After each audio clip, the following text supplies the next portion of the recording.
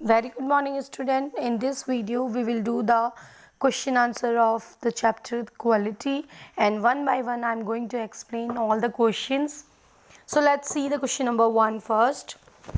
आपको जैसे स्क्रीन में दिख रहा होगा कि what was the author's opinion about Mr. Gessler as a boot maker. जो ऑथर थे उनकी क्या ओपिनियन थी मिस्टर गैसलर के लिए एज ए बूट मेकर, एक बूट मेकर के रूप में उनकी क्या ओपिनियन थी, उनकी क्या विचार थे मतलब. तो आंसर होगा इसका according to the author mister Gessler was the best boot maker in the city. उनके अकॉर्डिंग क्या था कि जो मिस्टर गैसलर थे वो सिटी के सबसे बेस्ट बूट मेकर थे जो शूज़ बनाते थे. He made only what was ordered, और वो सिर्फ वही बनाते थे जो उन्हें ऑर्डर मिलता था. And what he made never fail to fate, और वो कभी भी जो शूज़ बनाते थे वो कभी फेल नहीं होते थे, मतलब इतने परफेक्ट बनाते थे, इतने अच्छे बनाते थे. The boots made by him were mysteriously wonderful. उनके द्वारा जो बनाए गए जो जूते होते थे, बूट्स होते थे, वो वाकई में बहुत ही आश्चर्यजनक होते थे. He was the perfect artist in this job, और वो अपने इस जॉब में बिल्कुल परफेक्ट आर्टिस्ट थे. नाउ क्वेश्चन नंबर 2 है why did the author visit the shop so infrequently. तो यानी कि जो ऑथर थे उनको उनकी शॉप पर बहुत कम जाना पड़ता था, ऐसा क्यों. फ्रिक्वेंटली मतलब होता है बार बार, और इनफ्रिक्वेंटली मतलब बहुत कम, यानी कि बहुत कम जाना.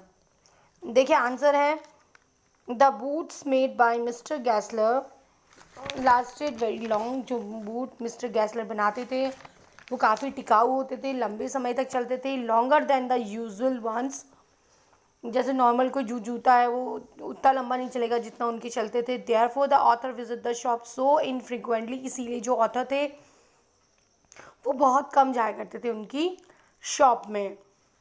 थर्ड क्वेश्चन है what was the effect on mister Gessler to the author's remark but a certain pair of shoes. अब जो मिस्टर जो गैसलर थे उनका जो है उनका मतलब कि ऑथर का जो रिमार्क है, जो ऑथर है उन्होंने जो अपने शूज़ के जो पेयर था उस पर जो उन्होंने रिमार्क दिया उसका मिस्टर गैसलर पे क्या प्रभाव पड़ा.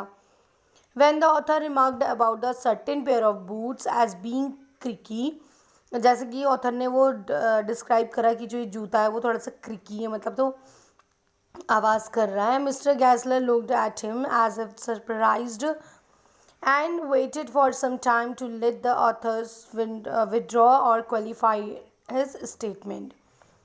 मतलब जो मिस्टर गैसलर थे उन्होंने बहुत ही आश्चर्य से ऑथर की तरफ देखा, और वो ऐसे वेट कर रहे थे, ऐसे सरप्राइज थे और इतना ऐसा वेट कर रहे थे जैसे कि जो ऑथर हैं वो अपने इस स्टेटमेंट को या तो चेंज कर दें या फिर इसको विड्रॉ कर दें. Thus he asked the author to get the pair back to let him check, and said if he could not pair them then he would take them off his bill. अब उन्होंने क्या करा, उन्होंने ये कहा कि उनसे बोला कि आप इस शूज़ पेयर ऑफ शूज़ जो है उसको ले आइएगा, और अगर ये सही नहीं होगा मैं चेक करूँगा, अगर नहीं मैं इसे रिपेयर कर पाया तो मैं इसकी जो बिल की जो भी पैसा है वो आपको वापस कर दूँगा. ना क्वेश्चन नंबर 4 है what was mister Gessler's complain against big firm. Mister जो गैसलर थे उनकी बड़ी बड़ी जो फर्म्स के प्रति क्या उन्होंने कंप्लेन करी, क्या कंप्लेन करते थे वो.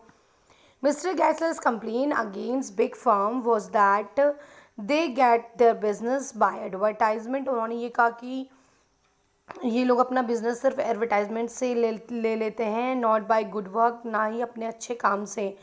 They did not have any respect for the work they do, और जो भी वो काम करते हैं उसके प्रति, अपने काम के प्रति उनको कोई भी रिस्पेक्ट नहीं होती है, आदर नहीं होता है. Every year mister Gessler sale was getting less, और मिस्टर जो गैसलर हैं उन्होंने ये भी बताया कि हर साल उनकी जो जूतों की सेल है वो बहुत कम होती जा रही है बिकॉज ऑफ दैम, उनकी वजह से.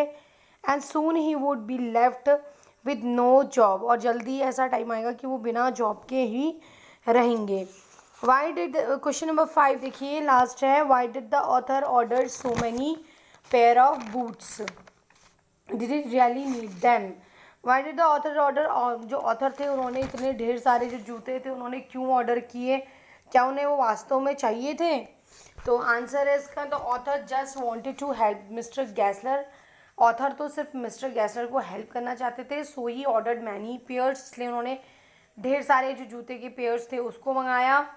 And no he did not really need them, नहीं उनको उनकी चीज़ की आवश्यकता नहीं थी। अब देखिए ये वर्किंग विद लैंग्वेज है। Study the following phrases and the meanings, use them appropriately to complete the sentence that follow.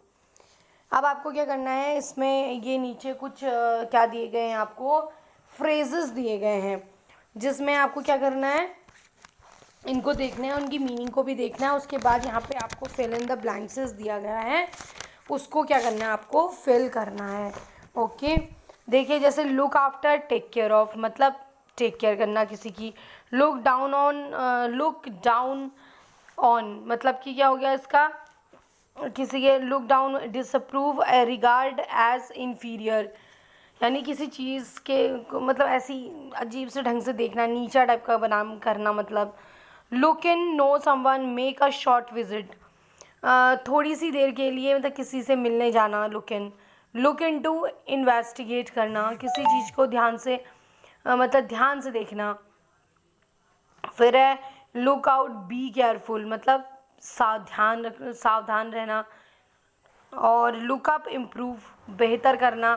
फिर है लास्ट है लुकअप टू, लुकअप टू का मतलब है एडमायर, यानी तारीफ़ करना। अब देखिए इसमें कौन कौन सा फिट कहाँ पे होता है ये देखते हैं। पहला है आफ्टर, यहाँ देखिए आपको दिख रहा है, after a, fill in the blanks में आप फिल करेंगे। After a very long spell of heat the weather is dash at last, यानी गर्मी, बहुत लंबी गर्मी के बाद जो मौसम है, तो इसमें आपका क्या आएगा, लुकिंग अप एट, मतलब बेहतर हो गया। लुकिंग अप आएगा आपका एट लास्ट। सेकेंड है we have no right to dash people who do small jobs, हमें मतलब कोई अधिकार नहीं है कि हम क्या करें, लुक डाउन मतलब हमको नीचा दिखाएं उन लोगों को जो छोटी जॉब्स करते हैं। सेकेंड, थर्ड है Nitin has always dash his uncle who is self made man, तो इसमें क्या आएगा, looked up to his uncle, है ना, यानी क्या करते थे वो, अपनी एडमायर करते थे अपने अंकल को। लुक्ड अप का देखो क्या दे रखा है यहाँ पे, यहाँ देखिए एडमायर करना है ना, लुक अप टू मतलब एडमायर, सराहते थे अपने अंकल को, ऑलवेज उनकी तारीफ़ करते थे, जो कि सेल्फ मेड मैन थे, मतलब खुद ही खड़े हुए, मतलब खुद अपनी मेहनत से खड़े थे।